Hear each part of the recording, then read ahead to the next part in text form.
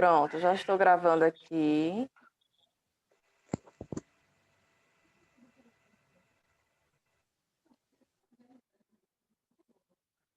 Pronto, vamos lá. Página 9 do livro 4. Tem gente entrando ainda. Página 9, livro 4. Todo mundo com o livro na mão? Vamos compartilhar aqui para ajudar quem não tem livro. Nós temos uma tirinha que diz assim: difícil viver no mundo que nos criou para o medo, mas apesar de tanta violência e solidão, a vida deu um jeito de enviar anjos que fazem tudo ficar mais fácil, os amigos. Agora jogam as fotos de gatinhos e manda para a nossa lista de e-mails. Amizade aturar a breguice alheia, a Joaninha fala pro Caramujo. Então vamos lá. Nós temos Caramelo e Joana na tirinha e eles estão escrevendo sobre amizade. O que Caramelo expressa a respeito dos amigos nos 3 primeiros quadrinhos? Deixa eu ver se eu consigo compartilhar com vocês esses quadrinhos, que vai ficar melhor.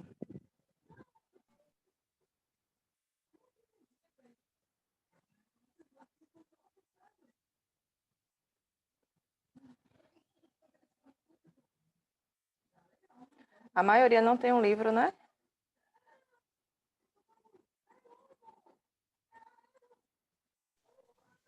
Sim, eu tenho. É.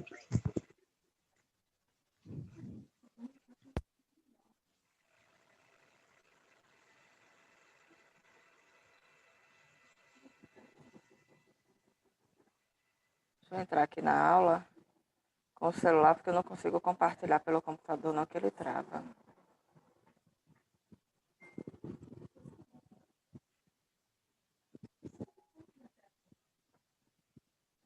Deixa eu interromper aqui esse compartilhamento. Eu sempre esqueço de fazer isso no início.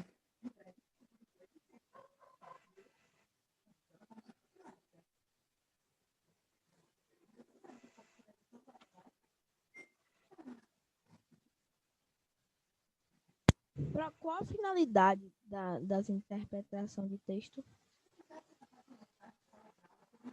Como assim? Porque, assim, a gente está começando o livro 4 agora, né? É. Mas aí o livro tem um bocado de interpretação de texto. Mas eu tô passando para vocês, não tô? Sim, então, mas aí a gente pode pular para poder conseguir acabar. Mas a gente vai, por isso que eu tô passando para casa. Por isso que eu tô passando para casa. Viu? Porque senão vai ficar complicado. Aí eu tô passando para vocês. A gente não pode ficar pulando o conteúdo. Interpretação de texto é importante porque não sei se vocês já ouviram falar, mas existe uma expressão chamada analfabeto funcional. O que é um analfabeto funcional? É uma pessoa que sabe ler, sabe escrever, mas ela não entende o que lê e escreve. Isso prejudica a vida dela toda. Por exemplo, você está trabalhando ou está pegando a informação com a professora, por exemplo. Isso já você é adulto, na faculdade. Ah, eu tenho um trabalho para fazer, que a senhora passou, mas eu não entendi, eu estou com dificuldade nisso. A professora vai e explica tudo. Aí você em seguida pergunta, sim, mas como é que eu vou fazer o trabalho? Por quê? Porque você leu e não entendeu nada do que ela disse. O nome disso é analfabeto funcional. É a pessoa que não consegue entender o que lê. A interpretação de texto serve para isso. Para ensinar vocês a lerem e entender o que vocês leem. Por isso que interpretação...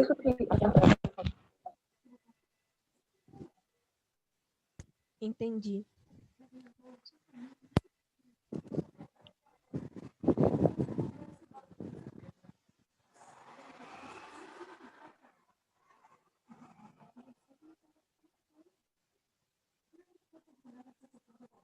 Aqui.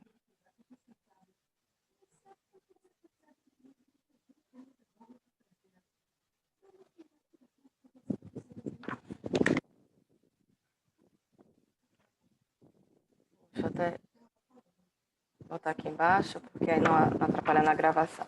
Pronto, assim ficou legal, não foi? Dá para todo mundo ver. Tá todo mundo enxergando? Sim, Pro. Sim, professora. Pronto, aqui a gente tem a tirinha. Aqui, ó. Caramelo falando com a Joaninha. A Joaninha tá digitando. Eles estão escrevendo um texto sobre amizade. E aí Caramelo fala, Joaninha digita, blá, blá, blá. No final, Joaninha fala, amizade é aturar breguice alheia. Então vem a pergunta, o que Caramelo expressa a respeito dos amigos nos 3 primeiros quadrinhos?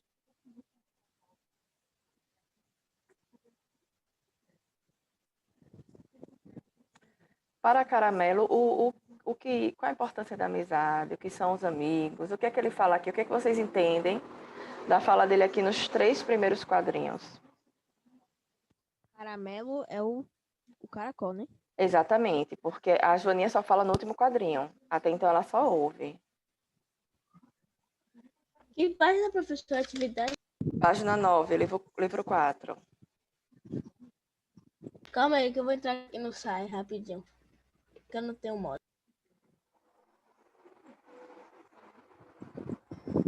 Que os amigos são pessoas importantes para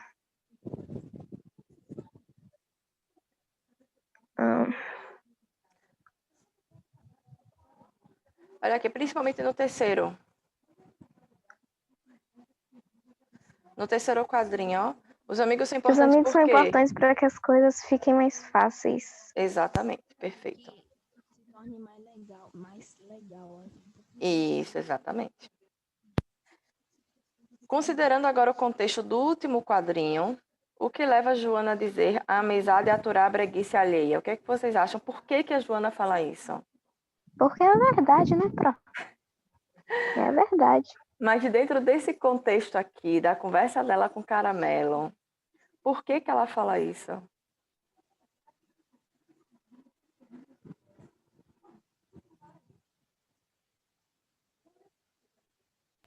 Que página, professora? 9. Professor, eu acho que é porque ele tá mandando ela fazer aquelas frases motivacionais chatas que o grupo da família fica toda hora mandando. Exato. Então, a Joana achou isso, John. A Joana achou que o Caramelo falou foi brega. Ela não gostou. Tá digitando, mas não gostou. Tranquila até aí? Sim. Vamos continuar. As tirinhas... Aí, Matheus, sempre que você ativar seu som, você desativa, porque quando eu falo, como aí tá bem alto o som, sempre que eu falo, eu ouço minha voz em seguida. Por isso que eu estou desativando seu áudio. Quando você quiser falar, você ativa o áudio normal e depois, em seguida, você desativa, viu? Para não ficar dando retorno. As tirinhas são formadas por texto verbal e não verbal e divididas em quadrinhos. Relembrando, texto verbal contém verbo. Texto não verbal não tem verbo. Examine o conteúdo verbal e sua relação com as imagens de cada quadrinho. Em seguida, assinale a alternativa correta. No primeiro quadrinho, Joana olha para Caramelo concordando com o que ele diz. A cara de Joana. Joana está olhando para Caramelo. Ela não concorda com o que ele disse. Não, não é correto. Não. Letra B. Não. A falta de cenário na tirinha facilita ao leitor saber que as personagens são fictícias. Não. Não. A gente precisa de um cenário para saber que não existe um Caramelo e uma Joaninha conversando? Não. Não. Né? Exatamente, a gente sabe. É tranquilo, a gente pode estar o que for, e a gente vai saber que isso é fictício. Letra C. No terceiro quadrinho, o fundo colorido e estrelado destaca o otimismo da fala de Caramelo. Correto. Correto. Corretíssimo. Letra C. E a letra B, para encerrar, só para a gente ter a certeza, o ponto de exclamação da fala de Joana cria uma relação de oposição entre o texto verbal e a expressão do personagem. Existe alguma? Não, exclamação diga surpresa. Exatamente.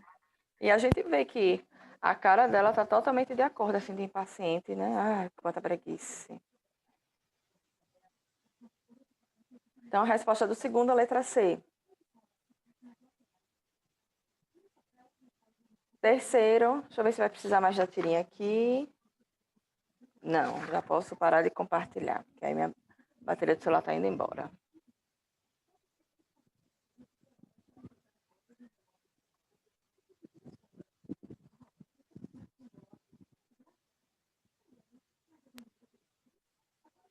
Ó, foi para 3%, misericórdia.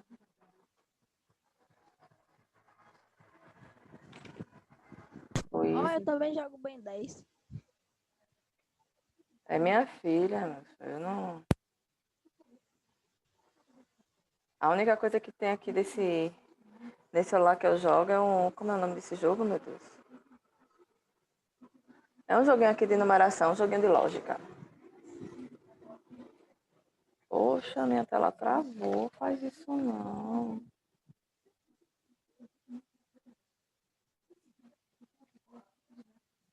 Faz isso não. Pronto, destravou. Vamos lá. Agora nós voltamos para esse compartilhamento para eu poder ajudar vocês. Observe os pares de orações. O mundo nos criou para o medo. A primeira oração.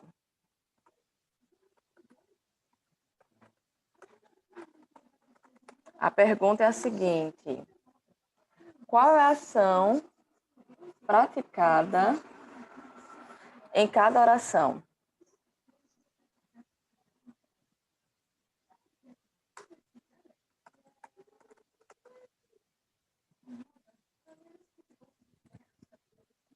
E aí? Ó, Ah, na primeira oração, não tá praticando a ação, ele tá sofrendo a ação.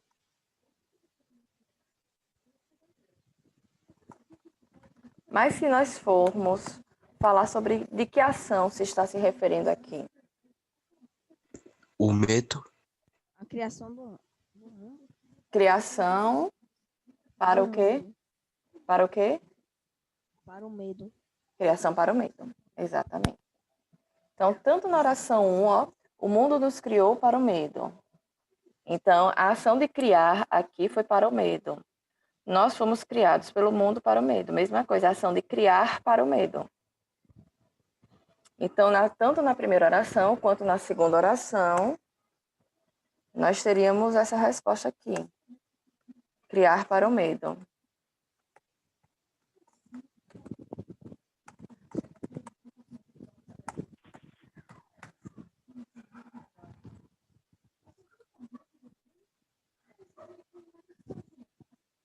Agora eu vi, John, não tinha visto não. Tá certíssimo. Vamos para as outras duas orações. A vida nos enviou anjos. E depois anjos foram enviados pela vida. Nessa oração, nessas duas orações aqui, qual ação é especificada, é praticada? Enviou. O envio dos anjos. Exatamente. Envio dos anjos.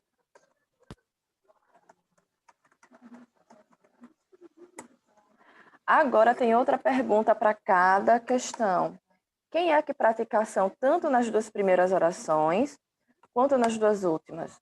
Na primeira oração, quem é que cria para o medo? Quem é que sofre? Quem é que pratica a ação? A vida. o humano, mundo. O mundo. Na primeira. Nas duas primeiras. O mundo. Ó. O mundo nos criou para o medo. Nós fomos criados pelo mundo para o medo. Então, a ação de criar é praticada pelo mundo. Já nas duas últimas orações, quem é que pratica a ação de... A vida. A vida, exatamente. Então, essa daí é a resposta da terceira questão.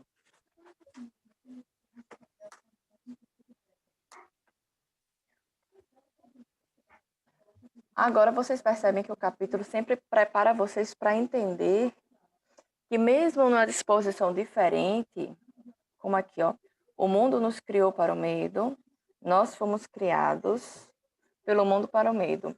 Mesmo o sujeito estando diferente em cada oração, quem pratica a oração é a mesma pessoa, né? Então aqui nós temos, ó, fomos criados, nós temos uma locução verbal e o sujeito é nós. Só que esse sujeito, como acho que foi até Pedro Leonardo que falou no início dessa questão, nesse caso aqui o nós não pratica a ação. Ele sofre a ação, mesmo ele sendo sujeito. Ele está sofrendo a ação. Então aqui já está dando, já está preparando vocês para esse conteúdo que a gente viu, que é voz passiva e voz ativa. Quarta questão na página 11.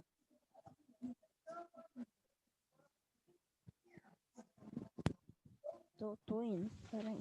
Uhum. Pronto. Identifique nas orações a seguir se ocorre voz ativa ou voz passiva analítica. Relembrando para vocês, a voz ativa é quando o sujeito é ativo, ele pratica a ação, ele é responsável por aquela ação. O verbo indica uma ação que está sendo praticada. Então, vocês vão olhar o verbo e ver quem é que está executando aquela ação. É o sujeito? Se for o sujeito, é a voz ativa. Porém, quando o sujeito está sofrendo essa ação, nós temos a voz passiva. O sujeito sofre a ação daquele verbo. Vamos às questões para que vocês possam entender de uma maneira mais clara isso. Primeira frase, ó. Nós doamos muitas roupas. Quem é o sujeito dessa Ativa. frase? Exatamente. Foi logo para a resposta. Nós. Mateus, está aí, Mateus? Nós.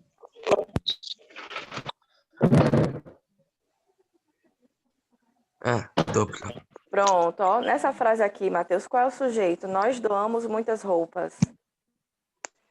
Nós. Isso. Nesse caso, o sujeito está praticando a ação de doar ou ele está sofrendo a ação de doar? Ele está fazendo a ação de doar. Exatamente, ele está fazendo a ação. Então, é voz ativa. Se ele pratica a ação, é voz ativa. Muito bem.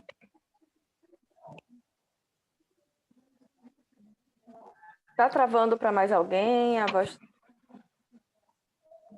Pra mim também tá travando, professora. Para mim, não. Pra mim não tá travando, não. Não travou nenhuma vez até agora. Diga, Bia. Tá travando. Pronto, se para alguns está normal e outros não, isso quer dizer que não é a minha internet, graças a Deus. Né? Qualquer coisa vocês saem e entram de novo. É a minha internet pra você ouvir agora. Viu? Aí vem a outra Prontinho. pergunta. A outra parte da pergunta, já ia passar reto. A outra parte da pergunta, vou botar ponto e vírgula, eu gosto mais. Em seguida, indique qual é o agente da ação verbal e sua função. O agente da ação é quem pratica a ação que nós já respondemos, né? É o sujeito, nós. E ele é sujeito. Pronto. Então, a voz E a voz é o quê? ativa, eu coloquei um azinho aqui de ativa. Ah. Voz ativa, agente da ação. É só vocês lembrarem. Ah, meu Deus, o que é agente da ação? Peraí, ação. Ação é o que é praticado. Então, agente é a pessoa que está praticando. Quando a gente pensa em agente da ação, é a pessoa que pratica a ação. Então, é o nós, e ele exerce a função na oração de sujeito. E nós já falamos sobre isso. Letra B. Uma Passiva. peça teatral. Oi? Passiva. Peraí.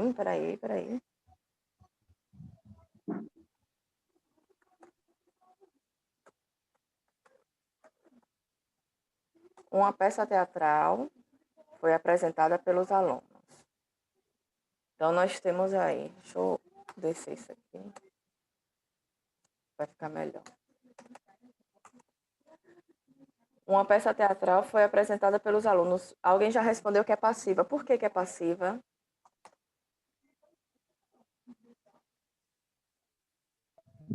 Para eu esqueci o porquê. Porque ele aceita fazer essa ação. Porque ele sofre essa ação. O sujeito. Muito bem. Primeira dica, ó. A gente já olhou aqui, a gente tem 2 verbos. A gente já tem uma locução verbal. Então, a gente já sabe que tem alguma coisa diferente aqui nessa oração. Ela é voz passiva analítica, porque ela está toda detalhadinha. Então, nós vamos ter aqui. O que é que foi apresentado pelos alunos? Uma peça teatral. Né? Então, o sujeito está sofrendo a ação. No entanto, a minha pergunta da questão é: qual é o agente da ação? Ou seja, quem é que pratica essa ação aqui? Os alunos. Exatamente. Os alunos. Exatamente. Então, pelos alunos. Vai ser a expressão assim como está na oração, viu? Que vocês vão colocar. Pelos alunos. E qual a função que ele exerce? Que essa expressão aí, pelos alunos, está exercendo que função aí? Já não é o sujeito. Que o sujeito a gente já disse que é uma peça teatral. E agora?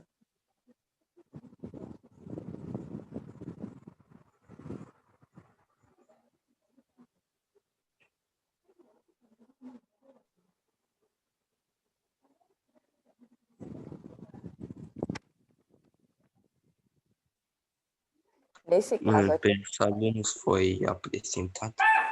Peraí, viu? Cecília, abra ali a porta pro seu pai. Aqui dentro. Voltando. Complicou agora, professora. Pronto. Esse pelos alunos aqui vai ser o agente da passiva. Por quê? A minha oração está na voz passiva. E quem pratica essa ação não é o sujeito. Porque o padrão que a gente aprendeu, lembra que a gente aprendeu no início do ano, quando a gente começou a dar sujeito predicado, foi o quê? Sujeito e predicado. Nós temos ali o sujeito, nós temos o verbo que indica ação, praticada pelo sujeito. Esse é o padrão, assim, todo corretinho das orações. Como nós temos no primeiro exemplo aqui. O sujeito, o verbo que indica a ação que o sujeito está praticando. Mas na voz passiva, é o contrário. O sujeito não está aqui praticando a ação. Ó. Uma peça teatral foi apresentada. Então, quando eu pergunto para vocês quem foi apresentada, aquela perguntinha antes do verbo, né? Que indica o sujeito. Vocês me respondem, uma peça teatral, como vocês responderam. Só que a ação de apresentar não foi praticada pela peça, mas sim pelos alunos. Então, os alunos aqui exercem a função de agente da passiva. Deu para vocês entenderem? Ou não? Sim, professora. Sim. Então, vamos lá, vamos continuar. Letra C. A garota narrou uma linda história. Espera aí que eu errei um monte de coisa aqui. A garota narrou uma linda história.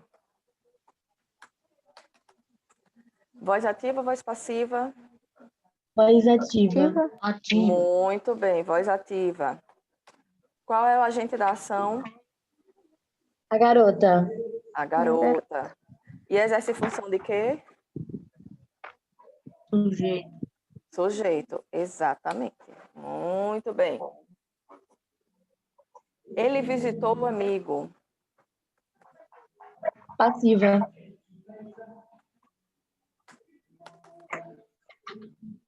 Ativa ou passiva? Ativa. Passiva. Por que passiva? Porque ele é executado. Qual é o verbo? Qual é o verbo? Visitou. Quem é que pratica a ação de visitar? Ele. Ele. E ele exerce função de quê aqui? Sujeito. Então, minha voz é ativa ou passiva? Ativa. Ativa. O meu sujeito está praticando a ação.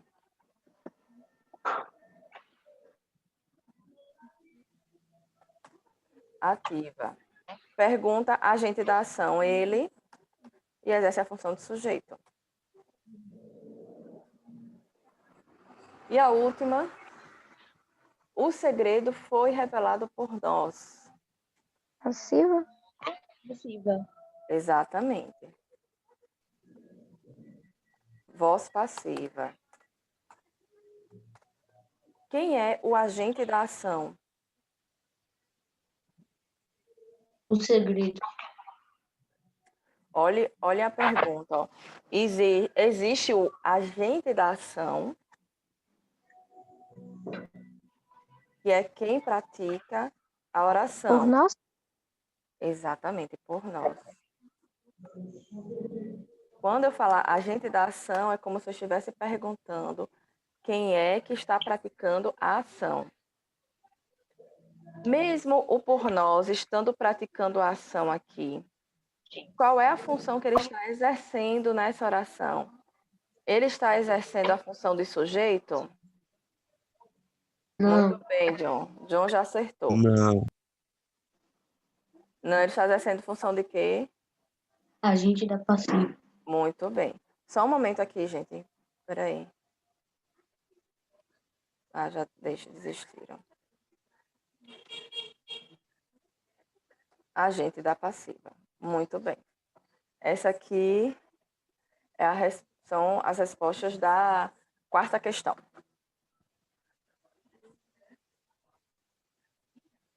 Tudo tranquilo até aí? Sim.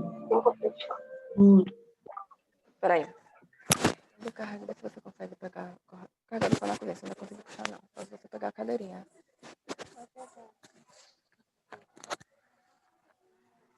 Tá lá fora.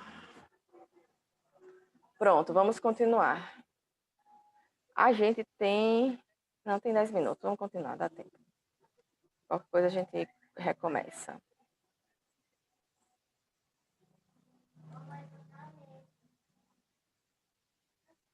Agora nós vamos para a quinta questão.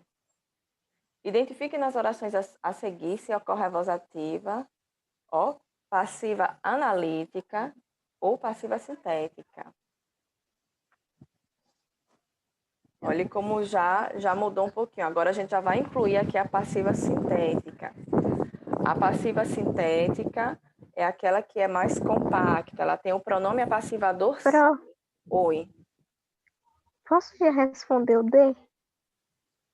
Pode, vocês vão respondendo. Vamos começar pela A aqui, bora.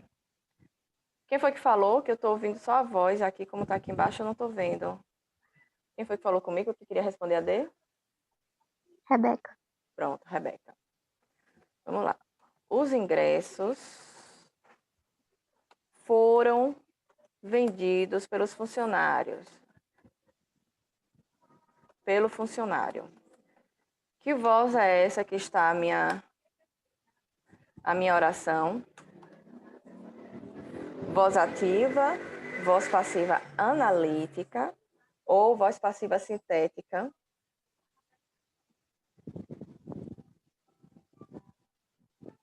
Na dúvida, a gente começa assim. Primeiro, é voz ativa ou passiva? Voz passiva. Passiva. Passiva, muito bem. Parabéns, Matheus. Voz passiva. Então, pezinho aqui de passiva. Agora ela vai ser analítica, aquela que é mais extensa, mais detalhada. Lembrem-se, analítica vem de análise, de detalhar. Então, ela é mais detalhada ou ela é sintética, reduzida, compacta? Sintética. Analítica. Analítica, exatamente. Analítica. Os ingressos foram vendidos pelo funcionário. Voz passiva analítica. Se Oi. tivesse assim, os ingressos foram vendidos, aí seria sintética, né? Não, ficaria ainda faltando informação. Por quem foram vendidos? Quem é que está praticando essa ação? A frase estaria incompleta. Agora, se tivesse assim, vendem-se ingressos. Aí seria a sintética. Aí seria sintética. Aí seria sintética. Vamos continuar. Ó. O prefeito foi recebido pela governadora.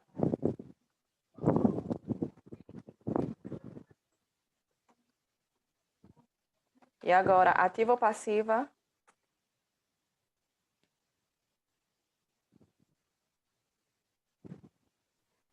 Passiva. Passiva. Analítica ou sintética? Analítica. Analítica. Muito bem. Ela visita sempre os avós. Voz ativa ou passiva? Ativa. Passiva. Ativa. Ativo. Olhe sempre o verbo, Mateus. Ó. Visita. Quem é que pratica, Mateus, a ação de visitar? Ela. Ela. Então, olha a minha disposição aqui. Ela visita. O meu sujeito é ela. Então, o sujeito está praticando a ação. Então, é um sujeito ativo. Por isso que a voz ativa. Agora, alugam-se apartamentos. Passiva sintética. Passiva sintética. Exatamente.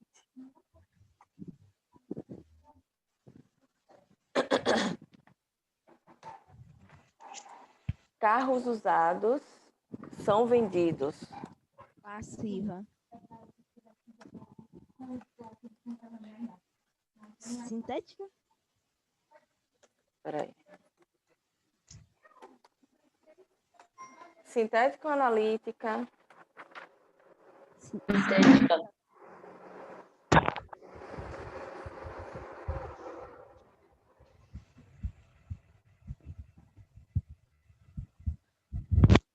Sintética.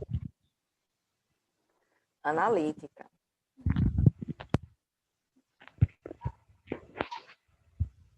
Analítica. Por quê? Quando a gente tem na voz sintética, tem o pronome se. Certo? Teria o pronome se. Eu tirei, como aqui, ó, alugam-se apartamentos. Eu reduzi. Eu tenho o meu verbo normal aqui, seguido do pronome apassivador. Nesse caso, a primeira coisa que vocês vão ver, ó,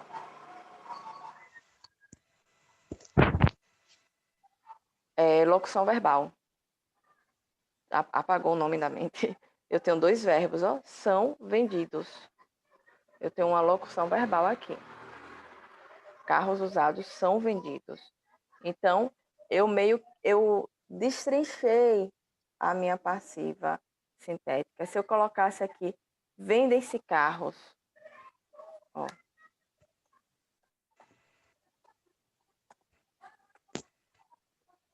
Vendem-se carros. Como é que eu colocaria isso aqui na minha voz passiva analítica? Carros usados são vendidos. Então, eu tiro esse pronome se e aí vou usar a minha locução aqui. Então, ela é voz passiva analítica, porque ela é mais detalhada, tá? A gente vai treinar agora. Dá tempo, temos mais 10 minutos. Eu não vou nem liberar a Manu entrar, porque eu vou sair e entrar de novo. Viu? Porque só falta 2 minutos para não cortar no meio da correção. Tchau, Pro. Tchau, entrem aí no mesmo link.